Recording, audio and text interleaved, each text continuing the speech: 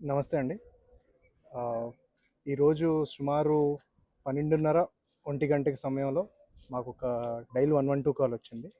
ఆహ్, మారేడుమిల్లి, చింతూరు ఘాట్ రోడ్‌లో Motigudem police station లిమిట్స్‌లో ఒక నాన్ ఫేటల్ రోడ్ యాక్సిడెంట్ అనేది జరిగింది. ఇందులో ఎవరు చనిపోవడం అనేది జరగలేదు. కాకపోతే ఇద్దరు క్రిటికల్‌గా ఉన్నారు. టోటల్ 23 ప్యాసింజర్స్ ఈ వెహికల్‌లో బొలెరో పికప్ ట్రక్‌లో వెళ్ళడం అనేది జరిగింది.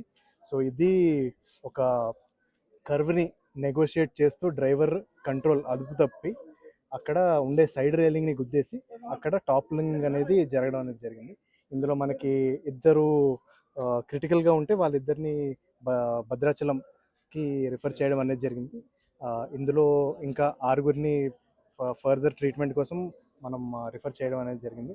మన రెస్పాన్స్ కూడా పోలీస్ తరపు నుంచి కానీ, రెవెన్యూ తరపు నుంచి వితిన్ మనకి ఇన్ఫర్మేషన్ వచ్చిన 20 మినిట్స్‌లోనే అది యాక్చువల్లీ నాన్ సిగ్నల్ ఏరియా మనకు తెలిసిందే. మన ఘాట్ రోడ్ అనేది. రెస్పాన్స్ అనేది బాగా త్వరగా వెళ్ళి రియాక్ట్ అయ్యి అక్కడ వాళ్ళని రెస్క్యూ చేయడం అనేది జరిగింది. సో, అందుకే మనకి 0 ఫెటాలిటీస్ అనేది కనిపించింది. బట్ స్టిల్ ఇక్కడ ఈ డ్రైవర్‌దనేది మనకి మెయిన్ మిస్టేక్ కనిపిస్తుంది.